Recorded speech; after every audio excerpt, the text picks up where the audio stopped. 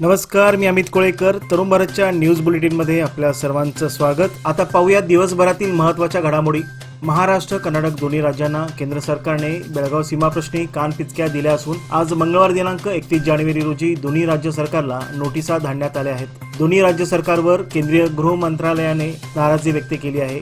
या नोटिसीत असे म्हटले आहे की दर 3 महिन्यातून एकदा दोन्ही राज्यांची बैठक घेणे बंधनकारक होतं, पण याकडे दोन्ही राज्यांनी दुर्लक्ष केलं आहे.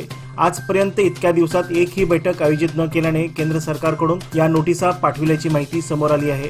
ही नोटीस कर्नाटकातील माजी मंत्री गोविंद कारजोळ, जेसी मधुस्वामी, शशिकला जोल्ले तर महाराष्ट्रातील चंद्रकांतदादा पाटील, शंभूराज देसाई, दीपक केसरकर या मंत्र्यांना पाठविण्यात आल्याची माहिती समोर आली आहे. कर्नाटकाचे राज्यपाल थावरचंद गेहलोत यांनी कर्नाटक सरकारने व्यावसायिक साइन बोर्डवरील कन्नड भाषेचा वापर वाढविण्याच्या उद्देशाने काढलेला अध्यादेश राज्यपालांनी नाकारला आहे, अशी माहिती समोर आली असतानाच राजभवनाच्या वतीने प्रसिद्धीपत्रक काढून याबाबतचा खुलासा करण्यात आला आहे. या पत्रकात असे म्हटले आहे की राज्यपालांनी तो अध्यादेश नाकारला नसून विधिमंडळाच्या दोन्ही सभागृहात तो मांडून सदस्यांची मान्यता घेऊन तो पुन्हा आपल्याकडे पाठविण्यात यावा. त्याच्यावर पुढील कारवाई राजभवनाकडून करण्यात येईल.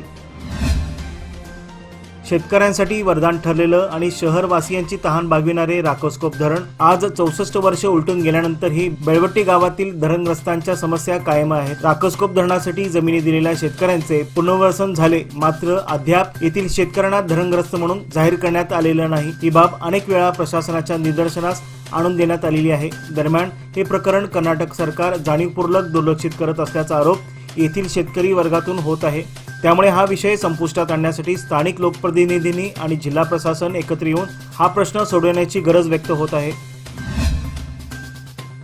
अथनी येथे घटस्फोट झालेल्या आपल्या पत्नीचा आणि तिच्या नव्या पतीचा पहिल्या पतीकडून निर्घुण खून करण्यात आला आहे. याबाबत समजलेली अधिक माहिती अशी की अथनी तालुक्यातील कोकटनूर गावानजीक तौफिक व हिना कौसर यांचा 1 वर्षापूर्वी विवाह झाला होता. मात्र वर्षभरातच हिना आपला प्रियकर यासीन बागोडे याच्यासोबत पळून गेली होती. त्यानंतर गावातील नागरिकांच्या मदतीने त्यांच्यात घटस्फोट घडवून आणण्यात आला होता. काही दिवसानंतर हिना आपला प्रियकर यासीन या दोघांनी विवाह केला.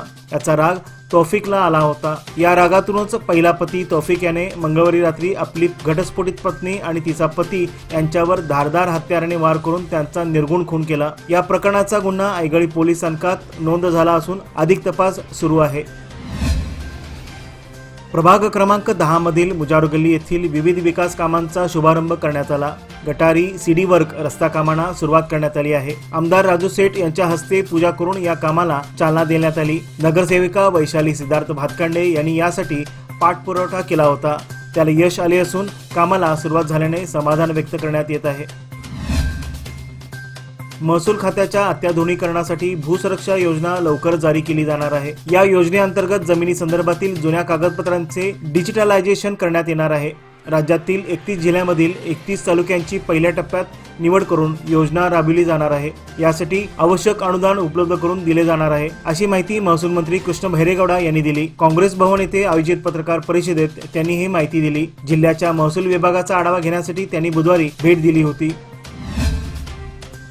बेळगाव जिल्हा प्रशासन आणि कन्नड सांस्कृतिक विभाग यांच्या संयुक्त विद्यमाने निजशरण अंबिगेर चौडय्या यांच्या जयंतीनिमित्त सामाजिक समावेश कार्यक्रम आयोजित करण्यात आले आहे, अशी माहिती माजी महापौर आप्पासाहेब पुजारी यांनी आज पत्रकार परिषदेमध्ये दिली. बेळगावात निजशरण अंबिगेर चौडय्या यांची 904वी जयंती मोठ्या उत्साहात साजरी करण्यासाठी ब्रह्म जनजागृती स्वाभिमान समावेश म्हणून साजरी करण्याचे ठरवण्यात आले आहे, अशी माहिती आजच्या बैठकीत देण्यात आली. बेळगाव शहर व जिल्ह्यात लाखोंच्या संख्येने कोळी समाज गुण्यागोविंदाने राहत आहेत, परंतु ते असंघटित आहेत. त्यांना एकत्रित करणे हा मूळ उद्देश असून ही जयंती 4 फेब्रुवारी रोजी बेळगाव येथील सरदार मैदानावर साजरी केली जाणार आहे. आज बुधवारी सकाळी मिरापूर गल्ली शहापूर बेळगाव येथील लक्ष्मण धामणेकर वय वर्ष 44 हे अचानक रस्त्यात बेशुद्ध होऊन पडले. याची माहिती फेसबुक फ्रेंड सर्कलच्या कार्यकर्त्यांना मिळाली. त्यांनी तातडीने घटनास्थळी धावून घेऊन त्या युवकास SPM road Chhatrapati Shivaji garden जवळील अपूर्वा रुग्णालयात दाखल केले. सदर कुटुंबाची आर्थिक परिस्थिती अत्यंत हलाखीची असल्याची माहिती मिळताच हॉस्पिटलने सुद्धा त्यांच्यावर पूर्णपणे मोफत उपचार केले. आता त्या युवकाच्या प्रकृतीत सुधारणा होत असून अपूर्वा रुग्णालयाचे आणि फेसबुक फ्रेंड सर्कलच्या कार्यकर्त्यांचे त्यांनी दाखवलेल्या सामाजिक बांधिलकीचे सर्वत्र कौतुक होताना दिसत आहे. लोकमान्यच्या मुदत ठेव योजना म्हणजे सुयोग्य कालावधी सर्वोत्तम व्याजदर. आता तुमच्या गुंतवणुकीवर मिळवा 9.30% परतावा. अधिक माहितीसाठी आजच कॉल करा 180021244050. योजना फक्त सभासदांकरता. नियम अटी लागू. लोकमान्य, जिथं पैसा वाढतो आणि नातं वृद्धिंगत होतं.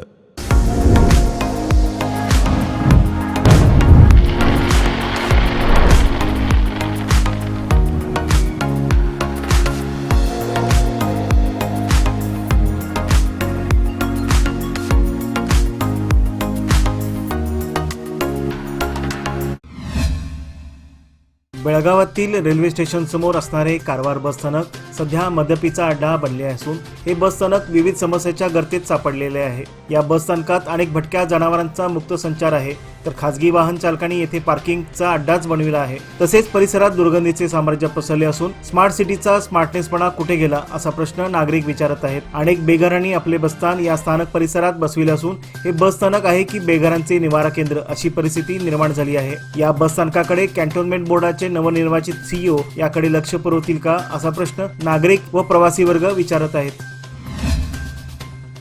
केंद्रीय अर्थसंकल्प सादर होण्याच्या एक दिवस अगोदर केंद्र सरकारने मोबाईल स्पेअर पार्टवरील आयात शुल्क 15% वरून 10% पर्यंत कमी केले आहे.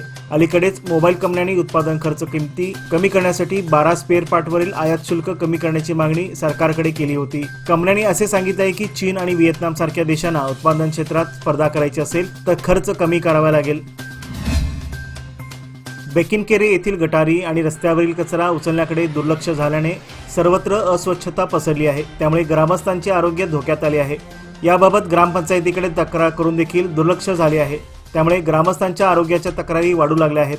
गावातील गवळी गल्ली, लक्ष्मी गल्ली आणि गोजगा रोडवरील गटारी तुंबल्या आहेत. त्यामुळे सर्वत्र दुर्गंधी पसरलेली आहे.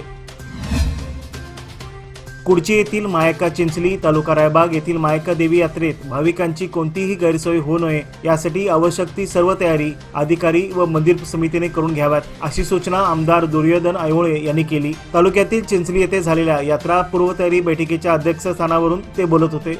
24 फेब्रुवारी ते 3 मार्च या कालावधीत मायका चिंचली यात्रा संपन्न होणार आहे. निपाणी तालुक्यातील शेंडूर येथील 2 गवतगंजींना आग लागल्याने सुमारे 30,000 रुपयांचे नुकसान झाले आहे. ही घटना मंगळवारी दुपारी 3 वाजता घडली. शेंडूर येथील मारुती शेवाळे व मारुती भिवगडे या 2 शेतकऱ्यांच्या गवतगंजीला मंगळवारी दुपारी अचानक आग लागल्याने सुमारे 30,000 रुपयांचे नुकसान झाले आहे. अचानक लागलेल्या या आगीमुळे येथील जवळपास 50 नागरिकांनी मिळून आग विझवली. त्यामुळे मोठा अनर्थ टळला, अन्यथा मोठी हानी झाली असती. सदर शेतकऱ्यांना नुकसान भरपाई मिळावी अशी मागणी ग्रामस्थातून होत आहे. शहरामधील मागास भागातील आरोग्य व्यवस्था सुधारण्यासाठी 2 वर्षापूर्वी तत्कालीन भाजप सरकारने राज्यात एकूण 438 नम्म क्लिनिक अर्थात आपला दवाखाना सुरू करण्याची घोषणा केली आणि बेळगाव जिल्ह्यासाठी 21 दवाखाने मंजूर करण्यात आले. यातील निप्पाणी शहरातील 2 दवाखाने मंजूर झाले. त्यापैकी येथील संभाजीनगर येथील 8 महिन्यापूर्वी सरकारतर्फे आपला दवाखाना सुरू करण्यात आला होता. मात्र जत्राटवेस येथे वर्षभरापूर्वी उद्घाटन होऊनही प्रत्यक्षात हा दवाखाना सुरू झालेला नाही. त्यामुळे येथील नागरिकातून नाराजी व्यक्त होत आहे. राज्य सरकारी कर्मचाऱ्यांच्या 7व्या वेतन आयोगाचा अहवाल लवकरात लवकर लागू करण्यात यावा. SPS रद्द करून OPS लागू करण्यात यावे अशी मागणी राज्य सरकारी कर्मचारी संघटना अध्यक्ष रामनगौडा पाटील यांनी केली. राज्य सरकारी कर्मचारी संघटना आणि हायस्कूल सहशिक्षक संघाच्या पदाधिकाऱ्यांनी आमदारांच्या कार्यालयात बैठक घेऊन विविध मागण्यांचे पत्र आमदार लक्ष्मण सौदी यांना दिले. शेंडूर व यर्नाळ ग्रामपंचायत कार्यक्षेत्रात येणाऱ्या डोंगराळ भागातील 6 गावात मुबलक पाऊस पडतो, पण पावसाळ्यात डोंगराळ भागातून पाणी वाहून जाताना पुन्हा पाण्याची समस्या निर्माण होते. यामुळे या ठिकाणी शेती विकास होण्यास अडचण होते. यासाठी केंद्र शासनाने पाठपुरावा केल्यानंतर कृषी जल अभिवृद्धी योजनेअंतर्गत 9,80,00,000चा निधी मंजूर करण्यात आला आहे. या निधीच्या माध्यमातून पाणी अडवण्यासाठी आवश्यक असणाऱ्या उपाययोजना राबवल्या जाणार आहेत. परिणामी डोंगर भागातील 3,500 हेक्टर जमीन ओलिताखाली येणार आहे. यामुळे या परिसरातील शेती विकासाला गती मिळणार आहे, असे प्रतिपादन आमदार शशिकला जोले यांनी केले. याचबरोबर आजचे बातमीपत्र येथे संपले. अधिक माहिती आणि ताज्या घडामोडीकरता पाहत रहा तरुण भारत न्यूज चॅनल. तसेच आमच्या चॅनलला लाईक, शेअर आणि सबस्क्राईब करायला विसरू नका. आणि विश्वासार्ह बातम्यांसाठी दररोज वाचा दैनिक तरुण भारत. धन्यवाद.